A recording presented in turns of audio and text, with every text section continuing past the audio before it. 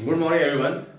तो इस वीडियो में जो है हमारे साथ बहुत सारे टॉपिक्स है। उन टॉपिक्स में जो टॉपिक लेकर आए हैं उस टॉपिक का नाम है रोम्बस। ओके, जैसे मान लो मैं आपको क्वेश्चन पूछता हूँ कि अगर मान लो आपको दिया गया है एक क्वाड्रिलेटरल। अभी क्वाड्रिलेटरल क्या होता है? तो quadrilateral is the closed figure made up of line segment having four sides. ठीक है, तो क्वाड्रिलेटरल मतलब क्या होता है कि कोई भी एक क्लोज्ड फिगर जो लाइन सेगमेंट से बनी हो और सारे लाइन सेगमेंट मतलब जो चार साइड हो। ठीक है, तो quadrilateral is a closed figure made of line segment having four sides and four angles. ठीक है, ये क्वाड्रिलेटरल है।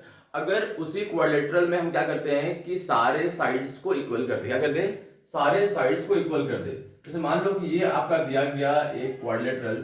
ठीक है, ये क्वाड्रिलेटरल दिया गया है जिसमें चार साइड्स है और चारों साइड में इक्वल कर देता हूं। In that condition this quadrilateral will be called as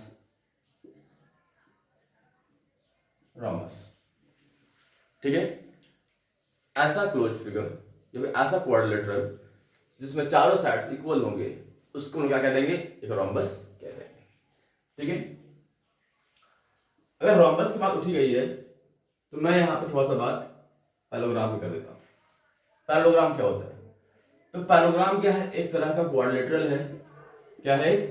quadrilateral है जिसमें अपोजिट साइड्स क्या होते हैं? इक्वल एंड पैरेलल होते हैं। यानी कि अगर ये क्वाड्रिलेटरल है तो in this quadrilateral AB will be parallel to CD and BC will be parallel to AD। अगर ये पैरेललोग्राम है तो AB जो होगा वो DC के पैरेलल होगा, BC जो होगा वो AD के पैरेलल होगा। तो बोलते क्या है कि ABCD जो मेरा बन गया वो क्या है? Is a parallelogram. In that condition we will call this a parallelogram. अब इसी पैरेललोग्राम में अगर चूंकि यहां पर ये इसके पैरेलल इक्वल है और यहां पर ये इसके पैरेलल इक्वल है। ठीक है, तो इसी पैरेललोग्राम में अगर हम क्या करें कि चारों को इक्वल कर दे then this will become a rhombus. ठीक है, मींस यहां जो मैंने क्वाड्रिलेटरल एबीसीडी बनाया है, ये जो बनाया है वो एबीसीडी क्या है? एक पैरेललोग्राम भी है। अगर इस पैरेललोग्राम का अब पैरेललोग्राम प्रॉपर्टी क्या होती है? पैरेललोग्राम प्रॉपर्टी ये होती है कि opposite sides are equal and parallel.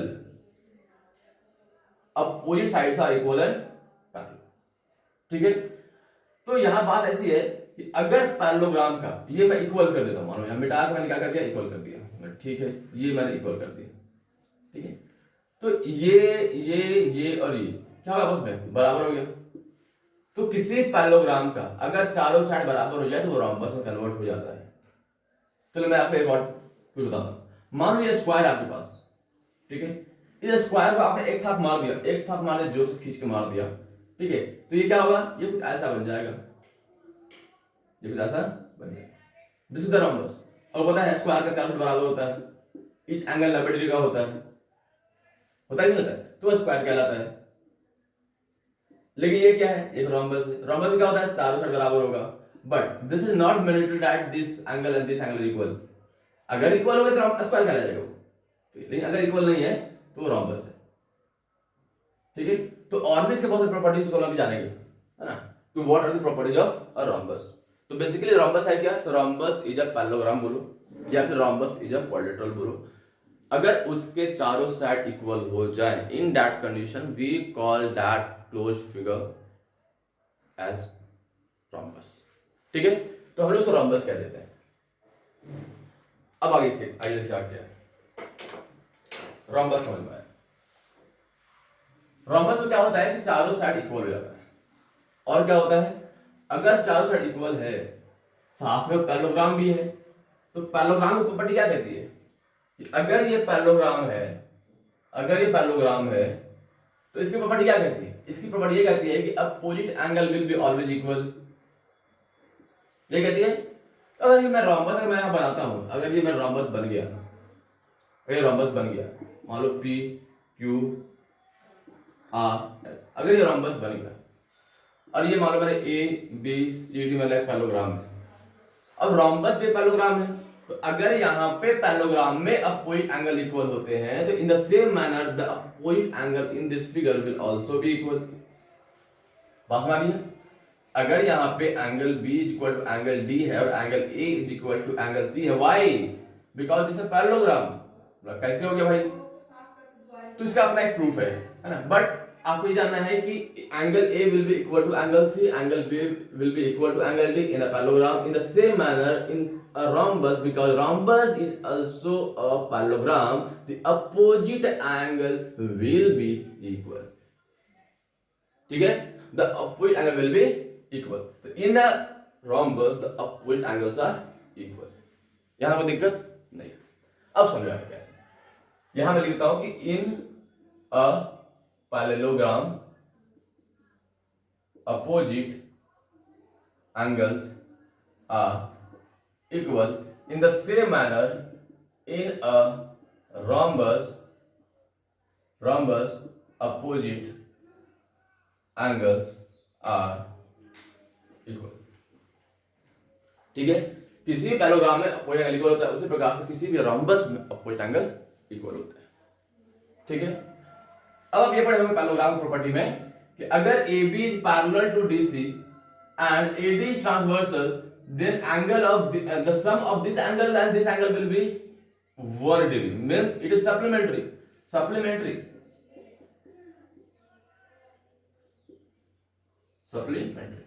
अगर ये पैरेललोग्राम है, ABCD पैरेललोग्राम है, तो आपको पता होगा कि इस एंगल का सम और इस एंगल का सम कितना होता है? 180 होता है। मतलब angle A plus angle D will be equal to 180। उसी प्रकार से angle A plus angle B, angle A plus angle B is equal to 180, angle B plus angle C is equal to 180, angle C plus angle D is equal to 180।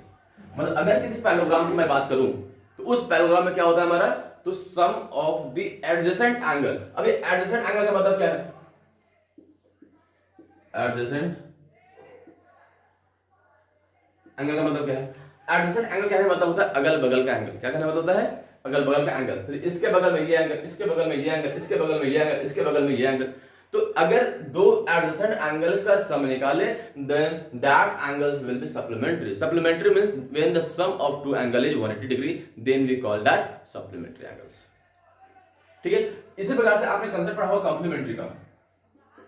Complementary angle. ठीक है? अब ये complementary angle का क्या मतलब है? when the sum of two angle is 90 degree। जब आपका दो एंगल का सम क्या हो जाए? 90 हो जाए, then we call that complementary angles। लेकिन जब दो एंगल का सम आपका 180 हो जाएगा तो उसको क्या कहते हैं? Supplementary angles. तो यहां ये बोलता है कि अगर ये पैरेललोग्राम है, in that parallelogram the sum of the adjacent angle is supplementary। ठीक है? in the same manner if this is a rhombus, the sum of this angle will be 180। angle S and angle P are supplementary, angle P and angle Q are supplementary, angle Q and angle R are supplementary, angle R and angle S are supplementary। मतलब किसी भी rhombus में adjacent angle का सम 180 degree होता है। But ठीक है, मतलब यहां तक जो मैं बता रहा हूं सबके सब पैरेललोग्राम की प्रॉपर्टी बता रहा हूं। क्यों? Because rhombus is also parallelogram and rhombus will satisfy all the properties of parallelogram except one property. वो प्रॉपर्टी क्या है? कि पैरेललोग्राम में जरूरी नहीं है कि अपोजिट की एडजेसेंट साइड बराबर हो। अपोजिट तो इक्वल होता ही है, तो यहां भी अपोजिट इक्वल है, यहां पर क्यों ये दोनों इक्वल है, तो यहां पर ये दोनों इक्वल है, but this is not mandatory that this and this will be equal. ठीक है? ये और ये बराबर जरूरी तो नहीं ना, नहीं। लेकिन रोम्बस में सबके सब बराबर होते हैं, ये इसके बराबर, ये इसके बराबर, ये इसके बराबर, ये इसके बराबर। लेकिन ये पैरेललोग्राम में जरूरी नहीं है कि ये इसके बराबर हो। लेकिन अगर बराबर हो गया then that parallelogram will be called as rhombus. समझ में आ रही है? बट हाँ, समझ में आ रही है। ठीक है? तो दिस इज द थिंग। तो मैंने क्या प्रॉपर्टी बताया? ये बताया कि किसी भी रोम्बस में अपोजिट एंगल इक्वल होता है, किसी भी रोम्बस में एडजेसेंट एंगल का सम 180 डिग्री होता है, किसी भी रोम्बस में सारे साइड्स इक्वल होते हैं। ठीक है? और ठीक है, यहां तक मैंने इतना कुछ बताया। आगे बढ़ते हैं। ठीक है? आई होप यहां तक समझ में आ रहा होगा। आगे बढ़ते हैं।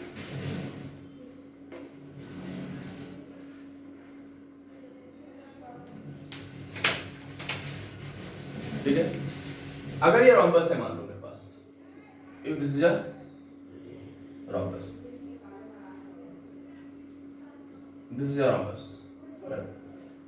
और उसमें ये मेरा कहलाता है डायगोनल, ठीक है। मैंने ए बी सी डी एक रॉम्बस बनाया और उस A B C D rhombus में मैं डायगोनल बनाया that is A C and B D. अब डायगोनल क्या होता है? डायगोनल का मतलब होता है the line segment which join the opposite vertices, ठीक है। जो दो अपोजिट वर्टिस की बात करो या फिर आप ये बात कर सकते हो कि दो नॉन एडजेसेंट वर्टिसेस को, मतलब इसको ज्वाइन करना नहीं, इसको छोड़ के इसको ज्वाइन करने वाला, तो दो नॉन एडजेसेंट वर्टिसेस को मिलाने वाले लाइन को हम कहते हैं line, that line segment is called diagonal. तो यहां पर ए बी सी डी आप एक रोम्बस में उस रोम्बस में AC is diagonal, BD is diagonal, मतलब AC को मैं D1 दिखा था डायगोनल 1 एंड इसको दिखा था डायगोनल 2 से, ठीक है। तो ABCD आपका क्या एक रोम्बस है और उस ABCD में आपका क्या है D1 एंड D2 और टू डायगोनल्स। तो यहां समझिएगा कि जब दो डायगोनल इंटरसेक्ट करती है तो क्या क्या नया प्रॉपर्टी निकल करके आता है, ठीक है। तो जब भी दो डायगोनल इंटरसेक्ट करेगी एक दूसरे को, they will divide each other equally, or we can say they will bisect each other. Bisect means dividing something into two equal parts, ठीक है। ट्राइसेक्ट मतलब dividing something into three equal parts।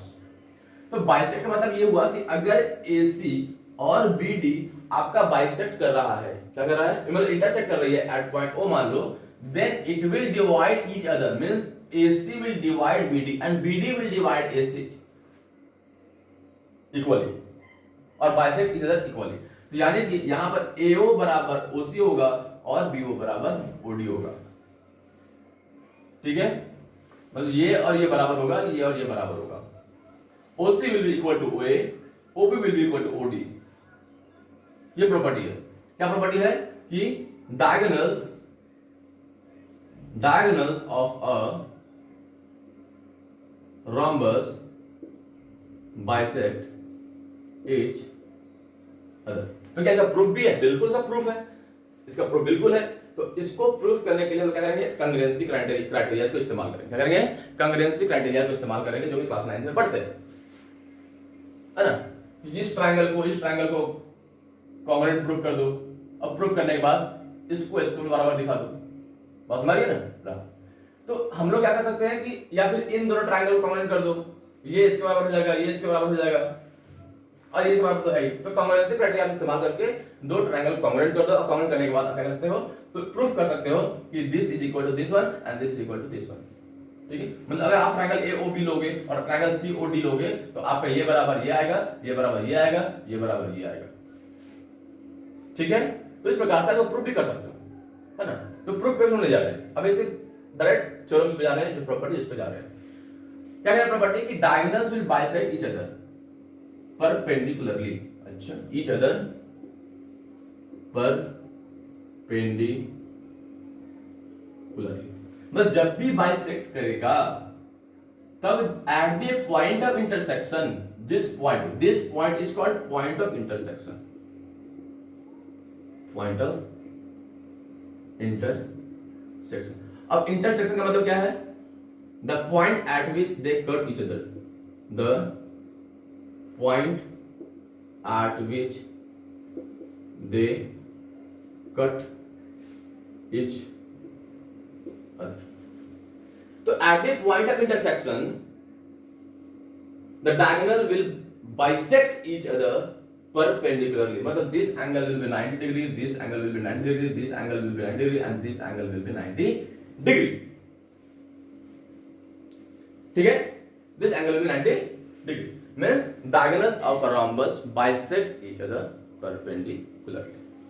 I hope यहाँ तक कोई दिक्कत नहीं, बिल्कुल कोई दिक्कत नहीं है, चलो ठीक है।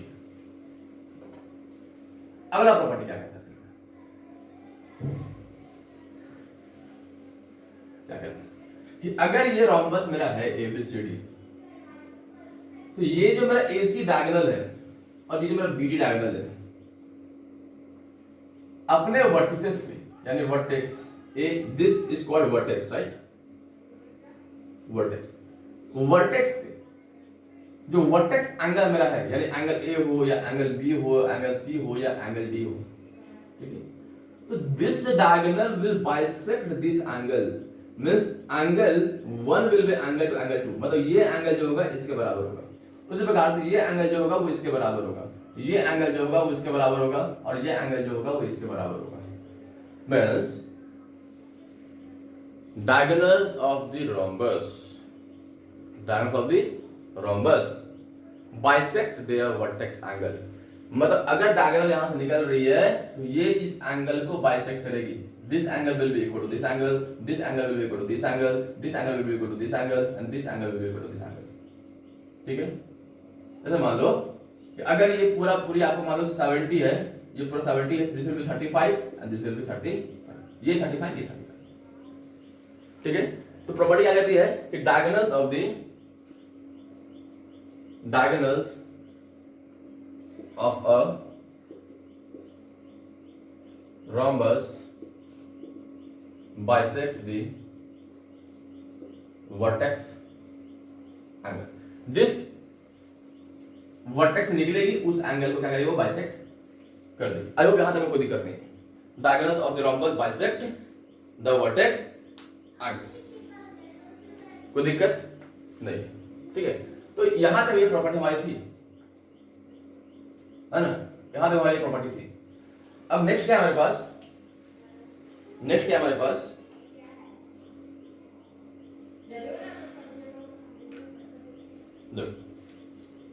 अब यहां बात करते हैं क्या कि ये जो हमारा डायगोनल है, ये जो हमारा डायगोनल है, वो डायगोनल क्या कर रही है, राइट एंगल पे इंटरसेक्ट कर रही है। ठीक है, एक दूसरे का बाइसेक्ट कर रही है। ठीक है, ये जो डायगोनल है, these two diagonals are dividing this rhombus into the triangle of equal areas, मतलब इसका जो मेरा एरिया होगा, इसका जो एरिया होगा, इसका जो एरिया होगा और इसका जो एरिया होगा, all are will be equal, सबका एरिया क्या होगा, इक्वल होगा, और सबके सब क्या होंगे, आपके राइट एंगल ट्रायंगल होंगे। Means diagonals of the rhombus are dividing the rhombus into four right angle triangle having equal area, सबका एरिया इक्वल होगा, सबके सब कॉन्ग्रुएंट होंगे आपस में, और सबका एरिया क्या होगा, आपस में इक्वल होगा। इसका एरिया, इसका एरिया, इसका एरिया, इसका एरिया, इसका area, means diagonals of the rhombus divide the rhombus into triangles of right angle triangles of equal areas। ठीक है, अब देखो, अब ये राइट एंगल ट्रायंगल बन रहा है, तो this will be base, this will be height, this will be the hypotenuse of that.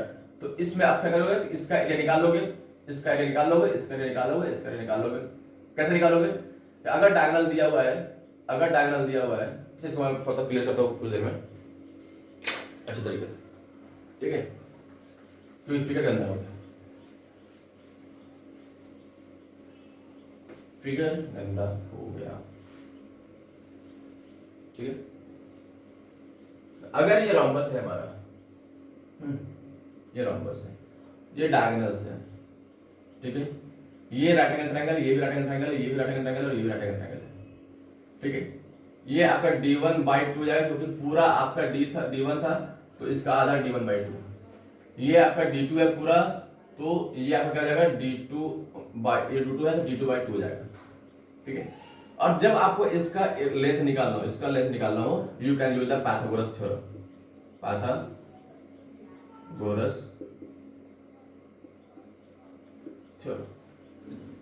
ठीक है, मतलब अगर इसका लेंथ निकालना हो आपका, ये आपको गिवन है, और मतलब कि you have given the length of the diagonals. अगर d1 दिया गया आपके पास, d2 दिया गया आपके पास, तो आप क्या करोगे कि बाइसेक्ट कर रहा है, d1/2 हो जाएगा, d1/2 आएगा और d2/2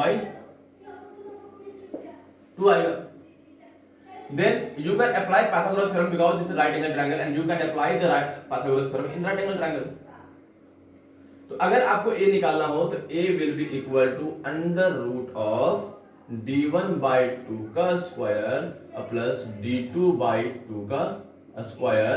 अब यहां पे इसको कर दोगे आप, तो आएगा a square is equal to d1 का स्क्वायर अपॉन 4 प्लस d2 का स्क्वायर अपॉन 4 4 इधर आएगा तो 4a का square is equal to d1 square plus d2 का square. You can learn this property. अगर आपको डायगोनल का लेंथ दिया हुआ है, आपको साइड निकालना हो तो डायरेक्टली आप इसका यूज कर सकते हो, नहीं कर सकते हो? बिल्कुल कर सकते हो। ठीक है, तो अगर ये रोम्बस है, this is the diagonal 1, this is the diagonal 2, if you have to find the length of the side of the rhombus, you can apply this formula to find it. ठीक है, तो इस प्रकार से आप इसको फाइंड आउट कर सकते हो। बस में आई? हाँ, तो यहां क्या बन रहा है आपका कि 4 इंटू साइड का square will be equal to diagonal 1 का स्क्वायर प्लस डायगोनल 2 का square. This is the formula you have that I have achieved here. ठीक है, कि अगर आपको डायगोनल 1 डायगोनल 2 दिया, आप यहां साइड निकाल सकते हो। बस भाई बिल्कुल समझ में। ठीक है, इस प्रकार से आप इस प्रॉपर्टी का इस्तेमाल कर सकते हैं। जैसे क्वेश्चन में कहता हूं, यहाँ पे एक क्वेश्चन लेता हूं यहाँ पे, तो चीज ज्यादा अच्छे तरीके से क्लियर होगी। क्वेश्चन देता हूं, जैसे ये बोलते हैं मेरे को कि इन अ rhombus first diagonal is 24 centimeter and second diagonal is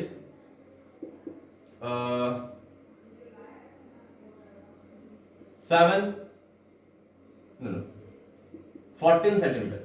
ठीक है, एक डायगोनल दिया आपके पास 12 सेंटीमीटर 24 सेंटीमीटर, दूसरा दिया है 14 सेंटीमीटर। अब बोले कि find the length of the side, find the length of the side. कैसे फाइंड करोगे? सिंपली 4 इंटू साइड का square is equal to d1 का स्क्वायर प्लस d2 का स्क्वायर। ठीक है, तो 4 इंटू साइड का स्क्वायर आपने यहां पे निकाल लिया, d1 क्या आपके पास, तो d1 आपके पास 24 का स्क्वायर आ जाएगा और d2 क्या आपके पास, तो 14 का स्क्वायर आ जाएगा। ठीक है, ये आएगा 576 और ये आएगा पास 196। जोड़ दोगे 6 6 12 मेरा 1 9 7 16 16 17 मेरा 1 5 और 1 6 5 6 1 7 772।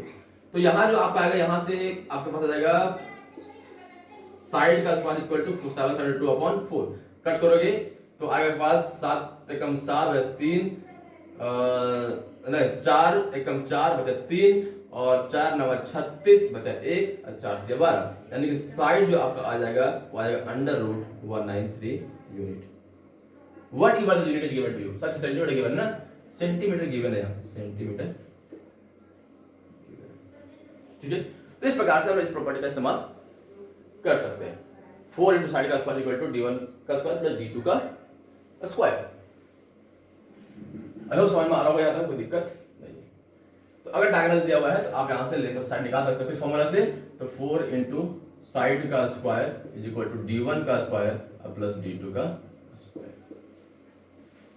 ठीक है, बिल्कुल ठीक है, बिल्कुल ठीक है। तो इस प्रकार से डायगोनल के हेल्प से आप क्या निकाल सकते हो, length of the side of the rhombus निकाल सकते हो। चलिए अब आते हैं सम मोर प्रॉपर्टीज। जैसे मान लो आपको दिया गया है ये रोम्बस दिया गया, ठीक है, ए बी सी डी, और फाइंड करना है इसका हो गया, और ये आपका डायगोनल है, ये आपका डायगोनल है, एक d1 डायगोनल है, दूसरा d2 डायगोनल है। तो अगर आपको एरिया ऑफ रोम्बस निकालना हो, एरिया ऑफ रोम्बस निकालना हो, अप्लाई द फॉर्मूला। क्या formula, 1/2 into d1 into d2, 1/2 into d1 into d2। ठीक है, इसको मल्टीप्लाई करो, इसको मल्टीप्लाई करो और 2 से डिवाइड कर दो। ठीक है, तो this is the area of the rhombus. One more formula you have, अगर मान लो आपको ये दिया है, ये दिया हुआ है, हाफ ऑफ द डायगोनल दिया हुआ है, तो आप ऐसा लगता हो कि चूंकि हमने बताया था शुरुआत में कि the diagonals of the rhombus divide the rhombus into 4 triangles having equal area. तो एक का निकाल लो, 4 से मल्टीप्लाई कर लो। एक का कैसे निकलेगा, तो निकलेगा ऐसा, तो 1/2, बेस कितना है इसका, क्योंकि ये राइट एंगल ट्रायंगल है, बेस कितना है इसका, तो d1/2, हाइट कितना है इसका, अच्छा d2/2, ठीक है, और साथ में अब चूंकि 4 ट्रायंगल्स है यहाँ पे 1 2 3 4 ट्रायंगल, 4 से मल्टीप्लाई भी करोगे तो 4 से ये कट जाएगा, आंसर आएगा 1/2 into d1 into same formula that we have given. ठीक है, तो इस प्रकार से एरिया ऑफ द रोम्बस निकाल सकते हैं इस फॉर्मूलाज के माध्यम से। ठीक है, एग्जांपल ले लेता हूं। एग्जांपल क्या है कि d1 दिया हुआ मान लो 14 सेंटीमीटर, d2 दिया हुआ मान लो कि 16 सेंटीमीटर। तो आपको निकालना है एरिया ऑफ द रोम्बस। तो क्या निकालोगे, 1/2 इंटू d1 इंटू d2। तो 1/2 d1 कितना के पास है, तो 14, d2 कितना के पास है, तो 16 है, 2 से काटोगे तो आपका 7 और कटेगा और 16 से कितना होता है 7 6 जब 42 कैरी 4 7 7 4 112। ठीक है, तो इस प्रकार से क्या कर सकते हैं, फाइंड आउट कर सकते हैं किसी भी रोम्बस का एरिया। तो 1/2 into d1 into d2, this is the area of the rhombus. ठीक है, this is the area of the rhombus.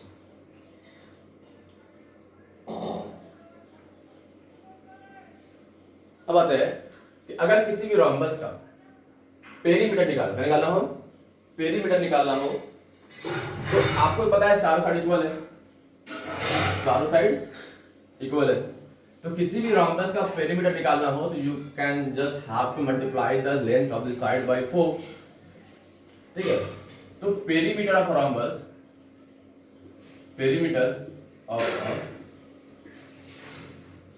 Rhombus is equal to 4 into side. क्यों, क्योंकि सब तो इक्वल है, ये सब इक्वल है। अगर ये a है तो ये a है तो ये a है, ये है a plus a plus a plus a 4a will be there. ठीक है, तो perimeter of the rhombus will be 4a। One more formula for the perimeter, 2 into d1 square plus d2 का square, 2 into under root d1 square plus d2 का square, both will be equal. इसको मैं करके दिखाता हूं।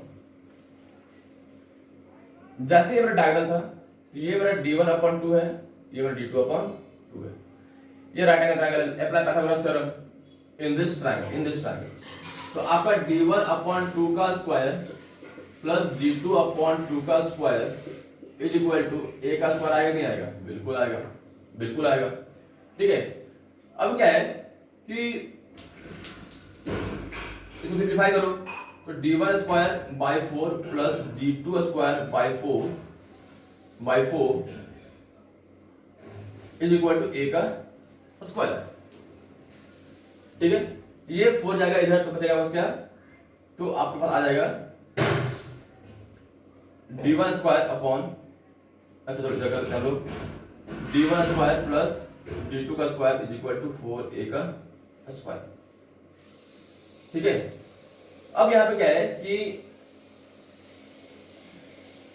अच्छा इसको ऐसा कर लेता हूं, ऐसा कर लेते हैं 1/4 कॉमन निकालो, बचेगा d1 का स्क्वायर प्लस d2 का square is equal to a का स्क्वायर। ठीक है, इसका स्क्वायर रूट ले लो तो आएगा a is equal to under root, ये 1/4 का 2 बाहर निकल जाएगा, 1/2 आएगा, d1 का स्क्वायर प्लस d2 का स्क्वायर। ठीक है, अब निकालना है पेरीमीटर, तो 4 से मल्टीप्लाई करते हैं, 4a चाहिए, तो 4a is equal to 1/2 into 4 आएगा under root d1 square plus d2 का स्क्वायर। ये 2 से 2 कट जाएगा, क्या आएगा मेरे पास फॉर्मूला बन के आएगा 2 into under root d1 square plus d2 का स्क्वायर। ठीक है, तो इस प्रकार से बता सकते हैं कि किसी भी अगर आपको डायगोनल दिया गया है तो without finding the length of the side you can find the perimeter of the rhombus by using applying this formula 2 into d1 square plus d2 का स्क्वायर। इसमें एग्जांपल लेता हूं कि अगर मान लो कि आपको d1 दिया हुआ है 14 और d2 दिया हुआ है मान लो 6। ठीक है, और आपको फाइंड करना है पेरीमीटर क्या होगा, पेरीमीटर क्या होगा, तो फॉर्मूला क्या हो जाएगा बस 2 into d1 square plus d2 का स्क्वायर, यानी 2 इंटू अंडर रूट d1 कितना, d1 का कितना होगा 196 और d2 का कितना होगा 36। इसको आप क्या करोगे 2 अंडर रूट 6 6 12 मेरा 1 3 9 3 12 मेरा 1 1 करे 2, तो अंडर ये आपको आ जाएगा आंसर। ठीक है, तो इस प्रकार से without finding the length of the side of the rhombus you can find the perimeter of the rhombus. I hope यहां तक हमको दिक्कत नहीं रही होगी, कोई दिक्कत नहीं रही, ठीक है, कोई दिक्कत नहीं रही। ओके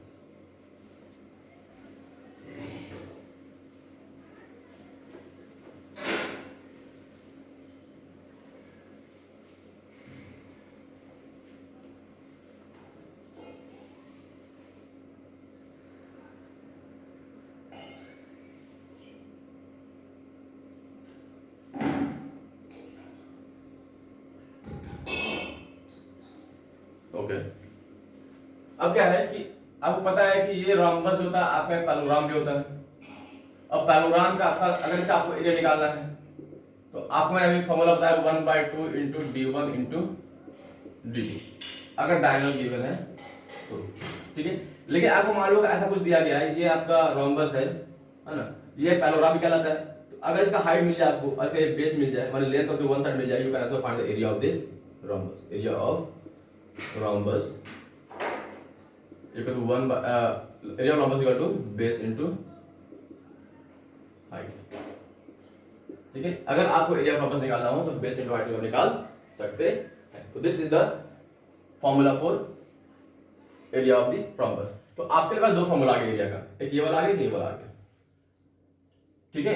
या फिर आप ये भी निकाल सकते हो, अगर ये ट्रायंगल मान लो कि ए ओ बी है तो यहां आपका इसका एरिया आ जाएगा तो 4 into area of triangle A O B. इससे भी निकाल, इसका एरिया निकाल लो, उसको 4 से मल्टीप्लाई करो, you will get the area of that rhombus. या फिर डायगोनल कर दिया हुआ है तो डायगोनल प्रोडक्ट निकाल लो और हाफ से मल्टीप्लाई कर दो। अगर आपका बेस और अगर साइड का लेंथ दिया हुआ है और हाइट गिवन है तो you can find this the area of this rhombus by applying this formula base into height. I hope यहां तक कोई दिक्कत नहीं रही होगी, है ना, और सब कुछ अच्छे तरीके से क्लियर हुआ होगा, ठीक है। तो इन दिस वीडियो हम लोगों ने बहुत सारी चीजें देखा, रोम्बस क्या होता है, ठीक है, रोम्बस क्या होता है, ये क्या क्या प्रॉपर्टी है, जैसे डायगोनल बाइसेक्ट करता है एक दूसरे को परपेंडिकुलरली, डायगोनल जो है बाइसेक्ट करता है वर्टेक्स एंगल को, ठीक है। फिर डायगोनल जो है